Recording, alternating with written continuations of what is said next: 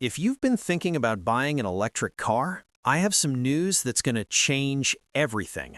The $7,500 federal EV tax credit, it's gone. Completely dead. Ended September 30th, 2025. And we're now 3 months into the post-tax credit world, and the results are absolutely shocking. EV sales didn't just drop, they collapsed.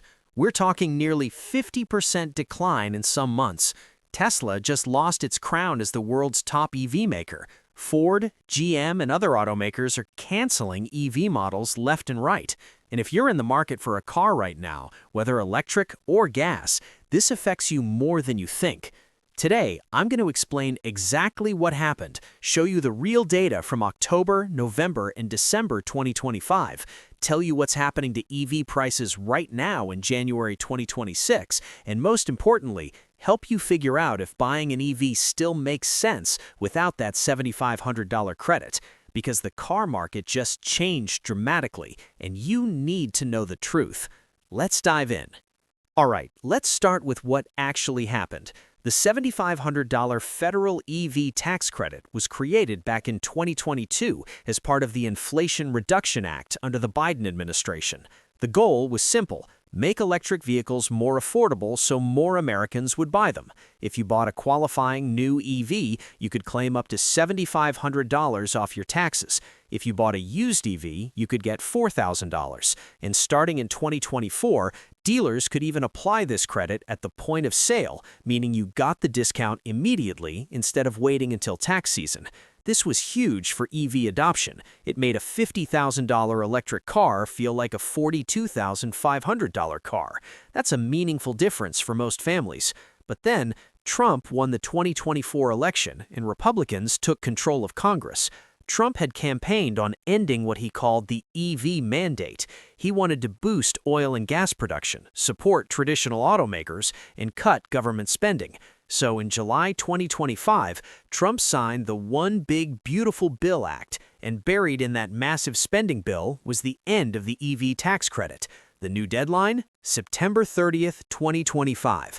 After that date, no more tax credits. The credit that was supposed to last until 2032 was now ending 7 years early. And here's what happened next. From July through September 2025, Americans went absolutely crazy buying EVs. I'm talking record-breaking numbers. According to Cox Automotive, Americans purchased 410,000 new EVs in those 3 months. July saw nearly 130,000 EV sales, the second highest month on record. August and September were nearly as strong. People were rushing to dealerships, desperate to lock in that $7,500 before it disappeared forever. EV market share hit 9.9% in August, a record high. Dealerships couldn't keep inventory. If you wanted a popular EV model, you had to act fast or miss out. Tesla's website literally had a banner at the top in bold letters: $7,500 federal tax credit ending, limited inventory, take delivery now. Other manufacturers did the same. It was a feeding frenzy. Everyone thought, I'd better buy now before I lose $7,500, and millions of people did exactly that. But then, October 1st came. The tax credit was gone, and the market absolutely crashed. Let me show you the numbers because they are brutal. In October 2025, EV sales dropped to 74,835 units. That's a 48.9% decline from September. Nearly half the sales volume gone in 1 month. Year over year, October sales were down 30% compared to October 2024. But it gets worse. By November and December, EV market share had dropped to just 6.2% of total vehicle sales, down from 9.9% in August. That's a 3.7 percentage point drop in just 4 months. To put that in perspective, analysts had predicted EVs would reach 48% market share by 2030. After seeing these numbers, they revised that forecast down to 37%. That's an 11-point drop in expectations. The entire EV growth trajectory just got massively downgraded. And when you look at specific companies, the picture gets even darker. Tesla reported fourth-quarter deliveries of 418,227 vehicles, down 15.6% from the same period last year. For the full year, 2025, Tesla delivered 1.64 million vehicles, down from 1.79 million in 2024. That's a 9% annual decline. And here's the kicker.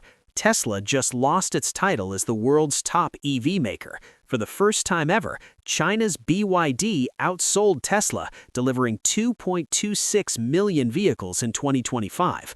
Rivian got hammered even worse. Their fourth-quarter sales dropped 31.3%, and full-year sales fell 18.1%. In just 3 months, Rivian lost thousands of buyers almost overnight. Now here's where it gets really interesting for you as a car buyer. With demand collapsing, you'd think EV prices would drop, right? Supply and demand. Too many EVs, not enough buyers, so prices should fall. But that's not exactly what's happening. Let me explain the complicated reality.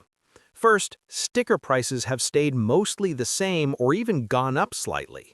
According to J.D. Power, the average transaction price for an EV in the fourth quarter of 2025 was $53,300.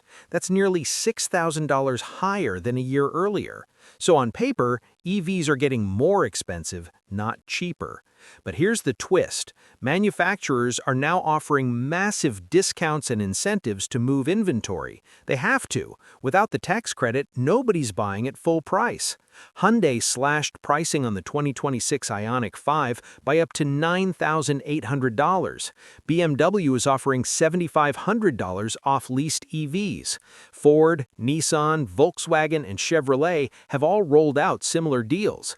In fact, Cox Automotive found that dealers were providing about $9,800 in additional financial incentives on average for new EV buyers in the months after the tax credit ended. So here's the reality. If you're buying an EV in January 2026, you're not getting the $7,500 tax credit from the government, but you might be getting $7,500 to $10,000 in discounts directly from the manufacturer or dealer. The money is coming from a different place, but the net effect can be similar. However, and this is critical, those manufacturer incentives are not guaranteed. They can disappear at any time. The tax credit was locked in by law. These new discounts, they're at the discretion of desperate automakers trying to move inventory. If demand picks up, those incentives could vanish overnight. And if you're leasing, the situation is even more complicated. EV lease prices have increased by more than $200 per month on average since the tax credit ended. For some Chevrolet models, lease prices increased by nearly 50% on certain trims. So if you were planning to lease an EV, that math just got a lot worse.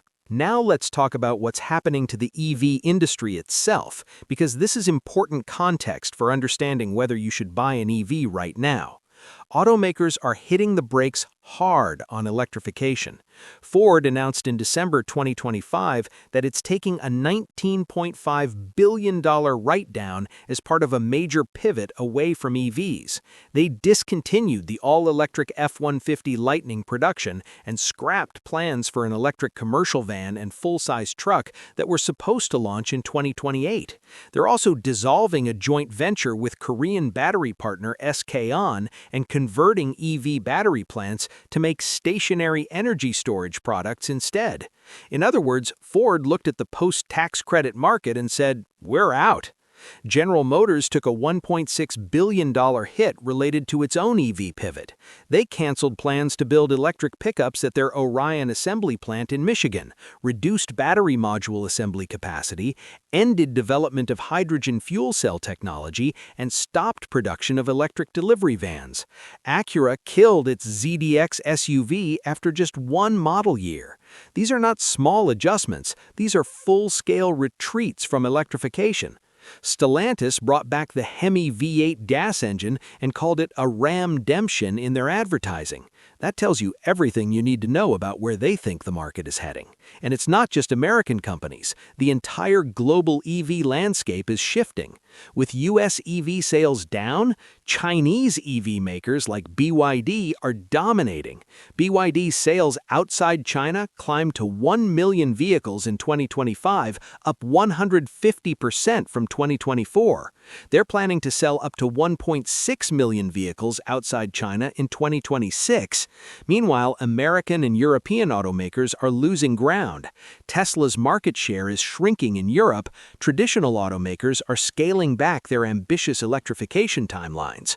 The Trump administration has also rolled back emissions regulations and revoked California's stricter EV sales mandate, meaning automakers no longer face penalties for delaying electrification. So they're doing exactly that, delaying. So here's the big question. Should you still buy an EV in 2026? The car market just changed dramatically, and you need to make decisions based on this new reality, not the old assumptions from the tax credit era.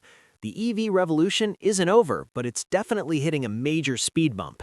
Now, I want to hear from you. Did you rush to buy an EV before the tax credit ended? Are you reconsidering your EV plans now? Or are you sticking with gas for the foreseeable future? Drop a comment below and let me know your thoughts. And if this video helped you understand what's really happening with EVs in 2026, hit that subscribe button. We're here to give you honest, data-driven analysis of the car market, not hype or ideology. Thanks for watching, and make smart car decisions out there.